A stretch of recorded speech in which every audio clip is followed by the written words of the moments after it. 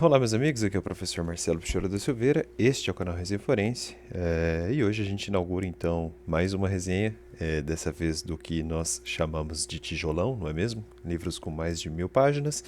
A rigor, não é um livro com mais de 1000 páginas, mas a obra toda, né, o conjunto da ópera, tem sim mais de 1000 páginas. É o Manual de Bioética do Hélio Sgreccia, o cardeal italiano, que seguramente, né, os dois volumes aqui seguramente passam de 1000 páginas, por isso que vai entrar como o famoso tijolão. A rigor, já estamos resenhando tijolões, né? Vide os comentários à metafísica, não só do Tomás de Aquino, mas também do Giovanni Reale. Bem, antes de prosseguirmos, curta o vídeo, se inscreva no canal, indique aos seus amigos e utilize o link aqui embaixo do Apoia-se. Você pode ajudar o Resenha Forense com apenas R$ 2 por mês. Eu faço um apelo aqui a quem puder ajudar, seria excelente. A gente precisa comprar mais livros e o orçamento está curto, tá bom? Vamos lá então. Hélio Sgreccia, Manual de Bioética, volume 1, Fundamentos e Ética Biomédica. O título original da obra é Manuale di Bioetica. Bem, o primeiro volume do Manual de Bioética do Hélio Sgreccia tem 16 capítulos. E eu gostaria de dedicar um vídeo por capítulo. Acho que não vai ficar tão maçante assim. Então serão 16 vídeos só no volume 1. Para quem já acompanhou a resenha que eu fiz do primeiro... A primeira resenha que eu fiz da Maria Helena Diniz, né, o estado atual do biodireito, não haverá muita novidade aqui não, né? Há uma discussão a respeito do alcance e do sentido da bioética e também uma questão até terminológica, quem, afinal de contas, teria sugerido pela primeira vez o termo bioética e assim por diante, né? Então, o Hélio Sgreccia inicia o capítulo 1º intitulado Origens, Difusão e Definição da Bioética, justamente, não é? E o primeiro ponto é o surgimento da bioética como uma nova, entre aspas, reflexão. As aspas sinalizam certamente que Hélio Sgreccia, homem culto e homem que entende de filosofia, estaria sugerindo talvez que de novidade a rigor não há nada a não ser uma questão puramente terminológica, mas o sentido ético é bastante antigo e conhecido, como aliás eu demonstrei na resenha da Maria Helena Diniz. E escreve o nosso autor o seguinte, né, inaugurando a obra. Desde cerca de 20 anos atrás, em 1970, claro, no momento em que ele escrevia, 20 anos atrás, né, quando apareceu o vocábulo bioética no artigo escrito pelo oncólogo Van Rensselaer Potter, já falei do Potter, né, o Van Potter, desculpe, na resenha da Maria Helena Diniz, né, tem um nome parecido aí com algo austríaco ou alemão, mas ele é norte-americano. Mas é útil percorrer de novo o caminho do movimento de ideias que com esse nome teve um rápido e grande sucesso. Existem hoje perfis históricos ou histórico-filosóficos desse desenvolvimento. É o que ele diz, citando a obra coletiva de Biafora e de Grattia também, os fundamentos de bioética do Grattia. Era necessário agora rever e atualizar algumas partes da presente obra, e ele o faz, mais uma vez citando os autores. Oportuno, portanto, oferecer em primeiro lugar um panorama histórico-cultural desta reflexão. E de fato, né, todos os manuais de bioética procedem com um estudo desse tipo. Não foi diferente comigo na resenha da Maria Helena Diniz, que está nessa playlist, por sinal. Reconhecem todos que a bioética, no sentido próprio do termo, nasceu nos Estados Unidos e não apenas por obra de Potter. Eu não sei se eu concordo muito com essa afirmação, ainda estou pesquisando sobre isso, mas eu citei a posição do Yar, né? Não me lembro exatamente o nome dele, mas ele escreveu um texto na revista Cosmos, né, um teólogo protestante alemão, em 1900 e... Eu não sei se foi em 27 ou 37, mas foi seguramente na primeira metade do século XX. Ele escreveu Bioética, bio-ética com K no final, né, no alemão. Embora com um sentido um pouco diferente, ou melhor, muito diferente, né? Porque ele falava de uma relação de plantas, animais e seres humanos. Mas o termo, eu tenho que reconhecer, o Yar usou na revista Cosmos em 1927 ou 37, tá? Foi antes da Primeira Guerra, ou melhor, desculpa, foi antes da Segunda Guerra Mundial. Talvez com o nazismo, isso tenha ficado apagado e caído no esquecimento por uns anos, né? Talvez. Potter, segue o Hélio Sgreccia, diagnosticou com seus escritos O perigo que representa para a sobrevivência de todo o ecossistema a separação entre duas áreas do saber, o saber científico e o saber humanista. Aqui com a palavra ecossistema também já deixa claro, e eu mostrei isso na resenha da Maria Helena Diniz, que o Potter sugeriu o termo bioética com um sentido muito mais ambientalista, né? Sem se preocupar, embora com uma preocupação humanista, mas ele não teve uma preocupação de início, por exemplo, com o embrião humano e com a manipulação genética embrionária humana, por exemplo, tá? Até porque naquele momento talvez a manipulação genética não fosse algo tão evidente assim, anos 70, né? O único caminho possível de solução para essa possível catástrofe é a constituição de uma ponte, entre aspas, tanto que a obra do Potter, salvo engano, é Bridge to Future, né? Ponte para o futuro, entre as duas culturas, a científica e a humanístico-moral. Então é a junção, digamos assim, da ciência no sentido biológico com a humanidade no sentido filosófico. É interessante sublinhar o núcleo conceitual que ele situa na raiz do nascimento da bioética, a necessidade de que a ciência biológica se faça perguntas éticas, de que o homem se interrogue a respeito da relevância moral de sua intervenção na vida. Anos antes de Potter, precisamente em 1969, mas ainda depois do IAR que eu citei, já havia surgido por obra de Callahan e Gailin o Hastings Center, com a preocupação de estudar e formular normas, sobretudo no campo da pesquisa e da experimentação em âmbito biomédico. Nos Estados Unidos, de fato, a discussão sobre os problemas éticos da experimentação já tinha sido aguçada antes de serem anunciadas as descobertas em âmbito genético pelas denúncias e pelos processos que se seguiram a alguns clamorosos abusos no campo da experimentação sobre o homem. Em 1963, por exemplo, no Jewish Chronic Disease Hospital de Brooklyn, tinham sido injetadas, no decurso de uma experimentação, células tumorais vivas em pacientes anciãos, por sinal sem o consentimento deles. Aqui já surge um problema ético, não é? Sem o consentimento do paciente, né? Fazendo dele um objeto. No período de 65 a 71, no Willowbrook State Hospital, em Nova York, foi realizada uma série de estudos sobre a hepatite viral por meio da inoculação do vírus em algumas crianças deficientes internadas no hospital. Essas experiências lembravam a selvagem experimentação praticada nos campos de concentração do período nazista. E aqui ele cita um autor chamado Joseph Gemitown Link. Tá?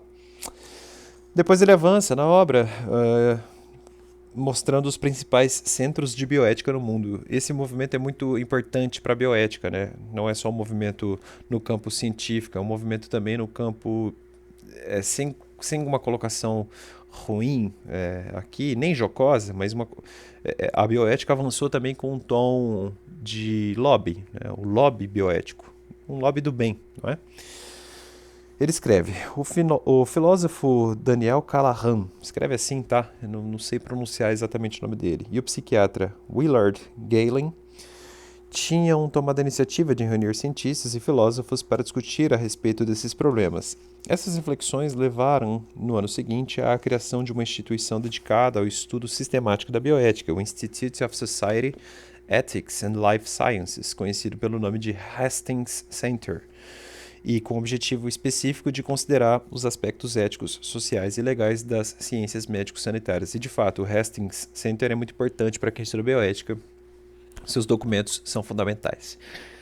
Ao começar, o centro se reduzia a uma sala disponível da casa dos Callahan e uma parte com dinheiro recebido da mãe. Interessante essa informação dada por um italiano chamado Quattrocchi e também Catocri em coautoria com Bompiani. No caso, a obra só do Quattrocchi é intitulada La Bioetica, Storia di un Progetto, e também a obra em coautoria com Bompiani é intitulada Dalla Bioetica al Comitati Etici. Muito bem. E olha só como as coisas avançam, né? Em 1988, o centro alcançara uma receita anual de 1,6 milhão de dólares, né? Um crescimento notável, e contava com mais de 24 membros do comitê de diretores, 30 membros da equipe, e cerca de 130 bolsistas também. O diretor era o cofundador, que é o Callahan, né, Daniel Callahan. Desde 1987, o Hastings Center se transferiu para Briar Cliff Manor, distante de cerca de 50 quilômetros de Nova York. O centro se propõe ser um instituto de pesquisa independente, laico, sem fins lucrativos. Esse centro introduziu amplas temáticas médicas e médicos sociais no debate bioético, ampliando seus horizontes em relação às perspectivas do próprio Von Potter e contribuiu para a elaboração de projetos didáticos e linhas guia sobre vários problemas da bioética especial. Nesses mesmos anos em que nascia o Hastings Center, chegava a Georgetown University de Washington, André Releguet, lembra que no vídeo da Maria Helena Diniz eu não soube pronunciar o nome dele, né? Um obstetra e ginecologista holandês, e lá eu havia dito que ele era belga, né? Talvez pela proximidade de países eu acabei me confundindo, ou pegando até uma fonte que diz o contrário. Mas enfim, André Releguet, ou André Hellegers, um obstetra e ginecologista holandês, segundo o Sgretia, que se dedicava à fisiologia fetal. Hellegers, ou Releguet, convidou em 68 e em 69 o teólogo moralista protestante Paul Ramsay para que esse desse alguns cursos na Faculdade de Medicina da Georgetown University. E vejam vocês aí como a ciência já se deu conta ali, olha, ciência só com ciência não chega a lugar nenhum, né? Quer dizer, até chega, mas talvez o caminho não seja bom. E a gente precisa oxigenar o nosso estudo com um estudo humanista, com um estudo filosófico, com um estudo teológico, com um estudo mais abrangente, não é? E eu acho que essa vai ser a grande pauta daqui em diante, até com a inteligência artificial, não é? Onde a gente vai parar e o que a gente quer para nós. Desses cursos de moral nasceram 2 volumes, intitulados, primeiro, The Patient as a Person, ou melhor, o paciente como pessoa, né? Meio óbvio isso, e Fabricated Man, o homem fabricado, digamos assim, ambos de 1970, que podem muito bem ser considerados as primeiras publicações que lançaram a bioética na América, segundo Alice Gretchen. Nesse período, a família Kennedy decidia financiar algumas pesquisas sobre a prevenção dos deficientes mentais congênitos. As implicações dessa pesquisa, até mesmo as éticas, estimularam Releguet, a apresentar a proposta de fundar um instituto que se ocupasse tanto da fisiologia da reprodução como da bioética. E nasceu assim, em 1971, o famoso The Joseph and Rose Kennedy Institute for Study of Human Reproduction and Bioethics, ou seja, o primeiro centro que ostentava formalmente, né, no seu nome, a pessoa jurídica tendo o nome, né, como Instituto de Bioética. Né? Então vejam vocês como nos anos 70 realmente essa preocupação ficou muito forte, tanto do ponto de vista de estudo em si, quanto do ponto de vista institucional e também acadêmico e lobista, no bom sentido da coisa. Dentro do Kennedy Institute será sediado o Center of Bioethics, ou melhor, Center for Bioethics. Muito importante também no estudo de bioética. Quem sabe um dia a gente não manda um texto para lá, né?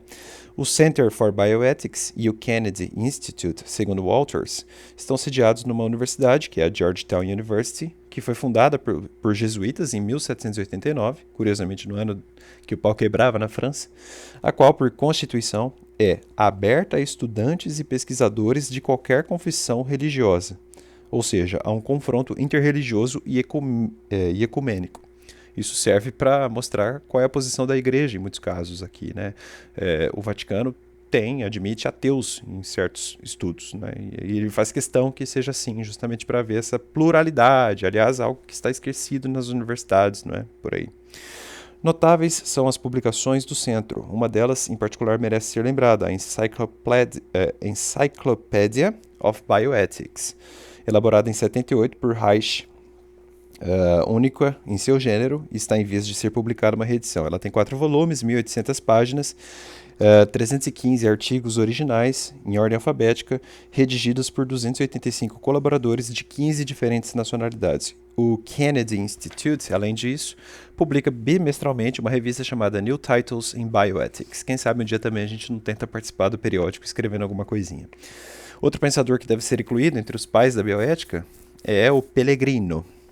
Ele dirigiu por vários anos o Center of Bioethics, atualmente dirige o Center for Advanced Studies in Ethics, sempre na Georgetown University, e juntamente com Thomas Mann, elaborou novos conceitos sobre a relação médico-paciente, não é muito importante para a bioética, sobretudo no volume, aquele primeiro volume, lembra?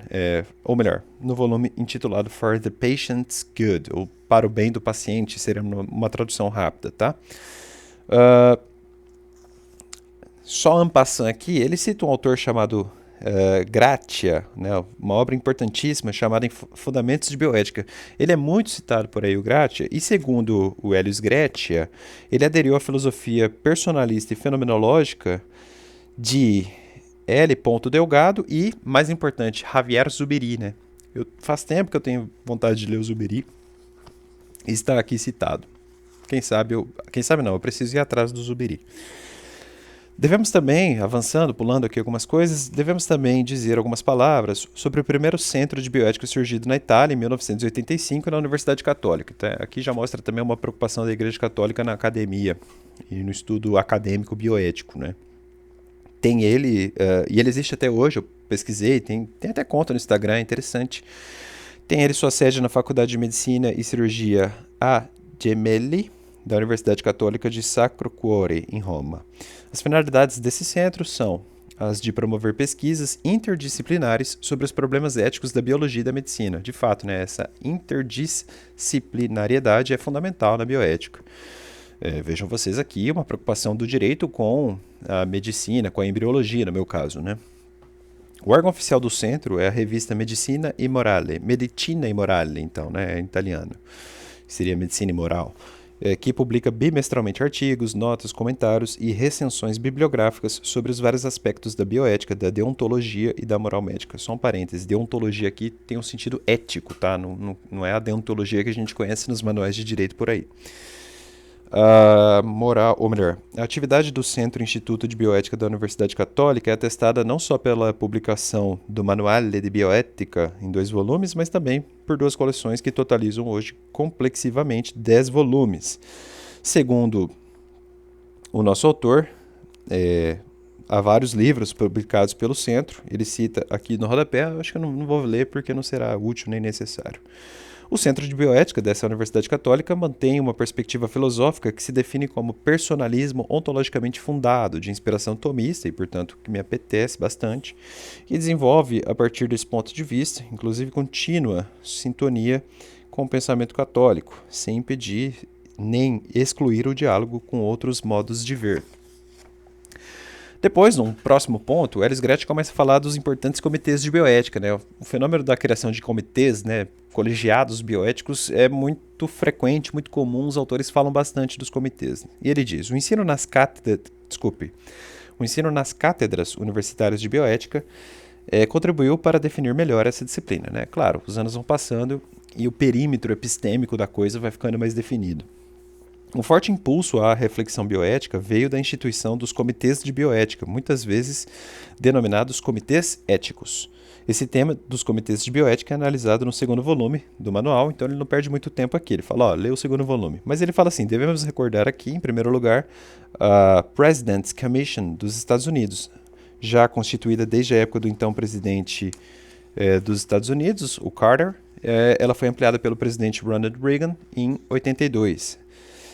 Conforme Morris Abram Wolf, para examinar, com a participação de peritos e representantes de várias especialidades, várias religiões e filosofias, os problemas bioéticos mais atuais, como os da genética, das biotecnologias, da procriação, da assistência ao moribundo, da destinação dos recursos para a saúde. Isso no começo dos anos 80, né? Ali começa mesmo o avanço forte da engenharia genética, por exemplo. Na Inglaterra devem ser lembrados os trabalhos da Comissão Warnock, que publicou em 84 o bem conhecido relatório referente aos problemas apresentados pela procriação, que é o Great Britain Warnock Committee, e a Comissão Bende, na Alemanha Federal, para as mesmas problemáticas. Ampla ressonância teve também um comitê nacional francês, que é o Comité National Consultatif d'Éthique, criado pelo presidente da República Francesa, o Mitterrand, na época, a partir de 84, cujos avis são oferecidos não somente ao poder político, mas também à opinião pública. Havia mais ou menos um relatório, algo parecido com um acórdão aqui nos tribunais brasileiros. Na Itália, o Comitê Nacional para a Bioética, o CNB, foi constituído em março de 1980, e fator de incremento da bioética é representado pela constituição cada vez mais difundida mesmo dos comitês de bioética, que eles têm a finalidade, diz o Helios Gratia, eu gostei dessa definição, de examinar e aprovar os protocolos de pesquisa clínica e oferecer pareceres. E olha só como ele fala, nos Estados Unidos, já em 1984, né, essa preocupação já era muito forte, mais de 3 mil comitês vigiavam a moralidade da pesquisa. Eu gostei dessa definição, né? Vigiar a moralidade da pesquisa. Algo que deve ser feito daqui em diante com muito mais rigor sobre a inteligência artificial, né? Uh, daí ele parte para um ponto que ele chama da ética médica à bioética. E ele diz, Elis Gretia, 4 etapas são significativas sob esse perfil. A ética médica hipocrática, ele está falando aqui do pai da medicina, não é? A moral médica de inspiração teológica, a contribuição da filosofia moderna e a reflexão sobre os direitos do homem na Europa, sobretudo depois da Segunda Guerra Mundial. Na reconstrução do pensamento ético ocidental, do âmbito médico, não se pode prescindir de Hipócrates, 460 a 370 a.C., e de seu juramento, muito famoso, né? Quem estuda medicina sabe do que eu estou falando. A exposição feita por Gratia pareceu-nos a mais ampla e documentada sob o ponto de vista da análise do texto, de sua estrutura ético-religiosa e da interpretação histórico-filosófica. A estrutura do juramento compreende, primeiro, letra A, uma invocação da divindade como introdução caracterizante. Letra B, segundo, uma parte central que consta, por sua vez, de 2 partes, uma relativa ao compromisso com respeito para com o mestre, com a transmissão gratuita do ensinamento aos filhos do mestre e com o ensino em geral a quem subscreve o juramento.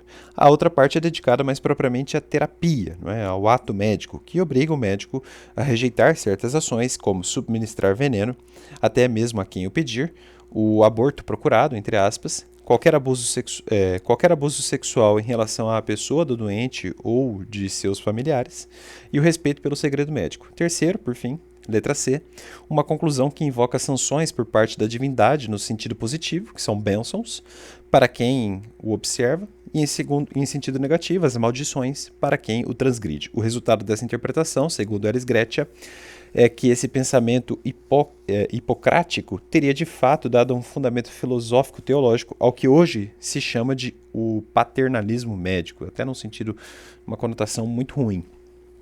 Claro, para quem quer criticar o que se chama de paternalismo, né? Certamente o juramento fundamentaria a moralidade do ato médico no princípio, repassado aos séculos futuros, definido como princípio de benefício e de não malefício, ou seja, do bem do paciente. Uma vez que o médico age sempre para o bem do doente, pois este é do seu ethos, então o que ele prescreve não tem necessidade de outras confirmações, nem sequer por parte do paciente. Então, o ethos do médico é um agir para o bem. Isso vem desde o juramento de Hipócrates. Não se pode ignorar na concepção hipocrática o esforço de estabelecer critérios de moralidade não subjetivos e por isso fundados na verdade objetiva. É a consciência do bem em si e do respeito da pessoa para além e acima de seus próprios desejos subjetivos. E aqui ele cita os grandes Giovanni Reale da Antícere, né? A obra Il pensiero occidentale dalle origini ad oggi, editada em Breccia. O pensamento hipocrático permaneceu como canônico, entre aspas, por toda a cultura clássica e por toda a Idade Média. Então a Igreja fez esse sincretismo, né, do pensamento grego com o avanço romanístico e latino no Ocidente.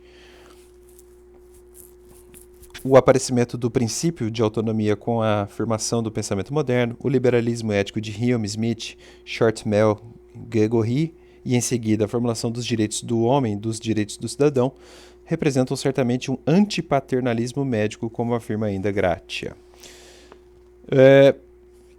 Não se pode omitir, e é interessante essa evolução, né, desse abraçar teológico sobre o juramento de Hipócrates, e ele diz, não se pode omitir nesta reconstrução retrospectiva a contribuição do cristianismo, da teologia cristã, de sua prática na área da saúde e do magistério da Igreja, sobretudo da Igreja Católica. O cristianismo não se limitou a dar boa acolhida à ética hipocrática, mas, assim como fez com o pensamento platônico, eu citaria aqui Santo Agostinho, e aristotélico, Santo Tomás de Aquino, introduziu novos conceitos e novos valores, tanto por meio do ensino como por meio da praxis assistencial.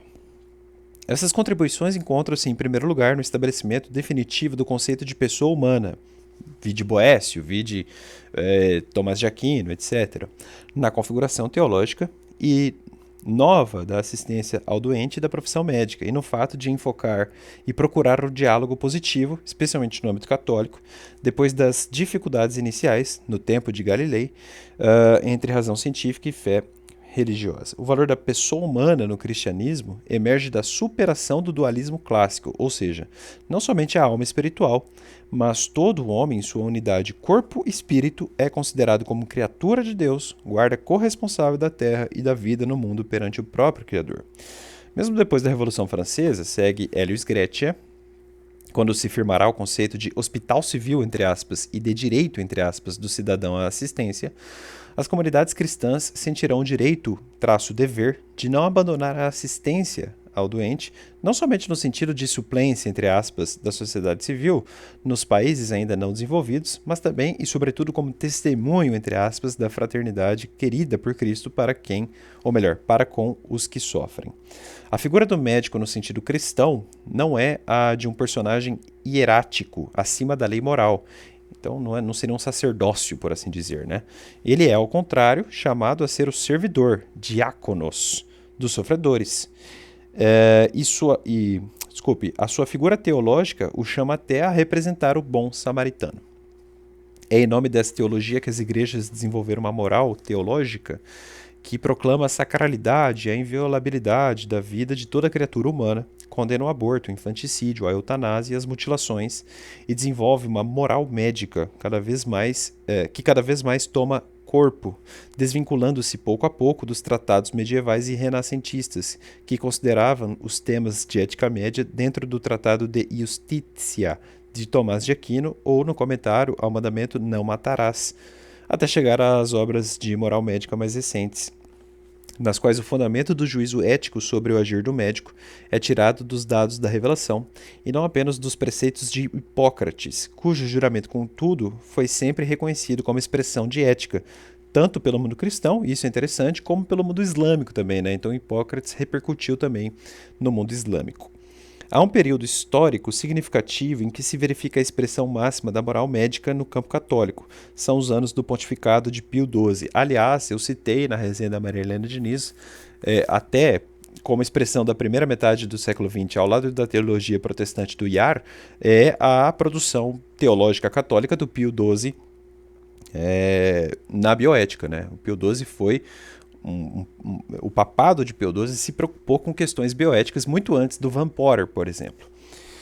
Quem percorre os ensinamentos dos discursos e radiomensagens de Pio XII dirigidos aos médicos percebe que são dois os desafios que eles subentendem. A presença dos crimes nazistas, não é? Perpetrados não apenas nos campos de concentração.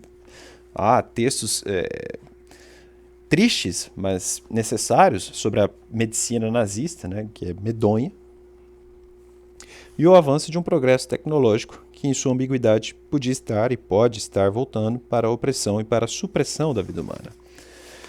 Do mundo islâmico, recordemos o Código Islâmico de Ética Médica, talvez um documento importante, interessante no mínimo para estudo, né? Aprovado pela Conferência Internacional sobre a Medicina Islâmica, realizada no Kuwait, em janeiro de 1981. É o Codice Islâmico de Ética Médica, na obra de Spinsanti. Para completar, uma contribuição na vertente laica, de natureza jurídica e deontológica de grande importância, acabou se desenvolvendo depois do famoso processo de Nuremberg, né? Os colegas aí do direito sabem bem disso. Um tribunal de exceção, mas necessário, né? Um tribunal justnaturalista, eu diria, né? Que afronta, segundo dizem, a ideia do juízo natural, mas a gente tem que entender o contexto, né? A ideia era julgar aquele pessoal. Procurem aí depois, né? Tem uma cena muito triste de um judeu que, ao ver um dos torturadores ali, um dos nazistas, urinou nas calças, né? Tamanho era o medo enfronhado no consciente daquele pobre homem. Enfim, o processo realizado contra os crimes nazistas, né? Também tem o Tribunal de Tóquio e tal. Esses delitos são hoje conhecidos e registrados nos atos daquele processo, conforme Lifton, e lá estão como um testemunho negativo de tudo que pode ser feito pelo poder absoluto desvinculado da moral, ou suposto detentor da própria moral, também com a colaboração de médicos que se deixaram instrumentalizar pelo poder político, julgando-se justificados porque foram forçados. Bom, Há vários exemplos, né? Havia um médico, esqueci o nome dele agora, que costurou uma criança na outra. Ele fez muito isso. Mergulhava judeu em banheira com gelo e assim por diante. Vejam, avanço científico, tá? Mas e a moral por trás disso? E como que você vai provar cientificamente que isso é equivocado? Perguntaria William Lane Craig. Então vejam a importância de oxigenar a ciência com aspectos filosóficos e teológicos também. A matéria em si não traz um juízo de valor positivo e negativo, o bom e ruim. A gente tem que pensar sobre isso, né? E, do meu ponto de vista, data vênia, a laicidade por si só não vai dar as respostas, né? Ela não está dando. Voltando ao texto do Alice Gretchen, desenvolver toda uma codificação, a começar pela Declaração Universal dos Direitos do Homem, aplicada pelas Nações Unidas, a ONU, etc. Todo mundo sabe disso, ok. Entre os códigos deontológicos, recordo o Código de Nuremberg, de 46, o Código de Ética Médica, publicado em Genebra em 48, contendo o assim chamado Juramento de Genebra. É célebre ainda e conhecido o Código de Helsinki, para experimentação e pesquisas biomédicas. Foi atualizado em Tóquio em 75, em Veneza em 83 e depois em Hong Kong em 89. Para a determinação do momento da morte e dos tratamentos da fase final da doença, ele recorda que é a Declaração de Sydney, atualizada em Veneza, em 83, e ele fala da Conferência Internacional das Ordens dos Médicos da Comunidade Econômica Europeia, CEE. Não se pode deixar de recordar, por exemplo, o recente documento intitulado Princípios de Ética Médica Europeia, publicado em Paris, em 87, apresentado ao Parlamento Europeu para aprovação em âmbito comunitário. E aí ele vem para um capítulo final aqui, não para o final, mas se encaminhando para o final aqui do nosso primeiro capítulo, problema da definição, né? De tudo isso surge em primeiro lugar o problema de uma definição de bioética, problema que até hoje não parece estar resolvido e nas minhas pesquisas eu sugiro que não está resolvido mesmo, né? Podemos dizer, e isso é até pacífico, que o tratado da bioética tem 3 sentidos ou momentos diferentes, né? Uma bioética geral, uma bioética especial e uma bioética clínica, e com isso estou de acordo. Bioética geral se ocuparia de fundações éticas, ou seja, o discurso sobre os valores e sobre os princípios originários da ética médica e sobre as fontes documentais da bioética. A bioética especial analisa os grandes problemas, enfrentados sempre sob perfil geral, tanto no terreno médico quanto no terreno biológico. E, por fim, a bioética clínica ou de decisão examina, na situação concreta da praxe médica, né, da prática médica e do caso clínico, quais são os valores em jogo e por quais caminhos corretos se pode encontrar uma linha de conduta sem modificar esses valores. E aqui entra, por exemplo, o estudo ou o problema como se diz? Da eutanásia ou da ortotanásia, assim por diante. Bioética e antropologia. E aí diz Alice Gretchen, não se poderá prescindir de uma antropologia de referência, na qual o valor da vida física corpórea, do amor conjugal e da procriação, da dor e da doença, da morte e do morrer, da relação liberdade e responsabilidade, indivíduo e sociedade encontra em seu enquadramento e sua valorização ética. O valor fundamental da vida, o valor transcendente da pessoa, a concepção integral da pessoa, a relação de prioridade e de complementariedade entre pessoa e sociedade, e uma concepção personalista e de comunhão do amor conjugal são pontos de referência para a bioética. Eu concordo com a Alice Gretchen, evidentemente eu tenho uma visão tomista.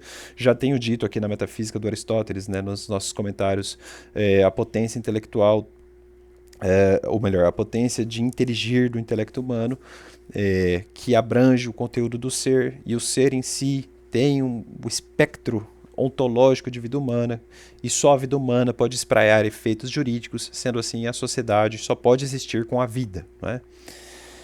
Bioética e teologia moral. Seria inoportuno e sem utilidade para a própria fé negar a legitimidade e a necessidade de uma reflexão racional e filosófica sobre a vida humana e, por isso, também sobre a licitude das intervenções sobre o homem por parte do médico e do biólogo, com mais razão ainda hoje no estudo do embrião com a inteligência artificial.